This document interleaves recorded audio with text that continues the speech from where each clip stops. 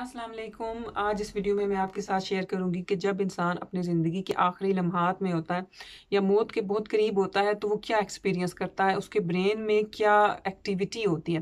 और ये सारी इन्फॉर्मेशन जो मैं आपके साथ आज यहाँ पे शेयर कर रही हूँ, ये एक रीसेंट स्टडी से ली गई है।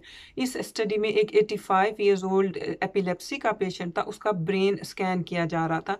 कैनेडियन ये बंदा था और इसको सीजर्स होते थे, तो ये डॉक्टर देखना चाह रहे थे कि इसके सीजर्स को किस तरह से हैंडल किया जाए।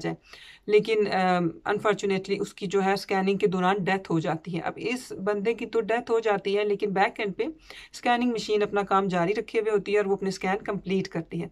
तो डॉक्टर्स ने इन स्कैन्स का बड़ा जो है वो बगौर मुतालिया किया है कि वो ये देख सके कि आखिरी लम्हात में इंसान के ब्रेन में क्या असर पड़ता है, क्या एक्टिविटी होती है। और उसका काफ़ी सारा एनालिसिस करने के बाद इन डॉक्टर्स का ये कहना है कि उस इंसान के जो वो जिसका स्कैन किया जा रहा था, उसके मरने के 30 सेकंड्स पहले उसके ब्रेन में बहुत ज़्यादा एक्टिविटी हुई। यानी जब उसकी हार्ट बीट रुकी है उससे 30 सेकंड्स पहले।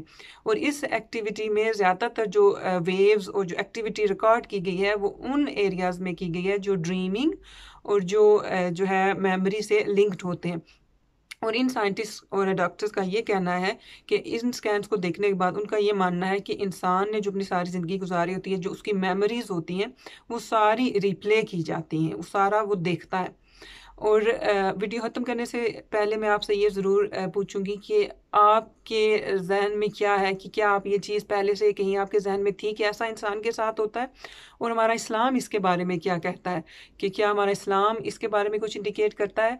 और हमारे प्यारे नबी पाक हज़रत मोहम्मद मुस्तफ़ा सल्लल्लाहु अलैहि वसल्लम की एक बहुत प्यारी हदीस भी है जो ये सारा प्रोसेस एक्सप्लेन करती है। तो कमेंट्स में आप अपनी राय ज़रूर बताइएगा, शेयर कीजिएगा कि आप इसके बारे में क्या सोचते हैं, क्या राय रखते हैं। ये वीडियो देखने का शुक्रिया। अल्लाह हाफिज़।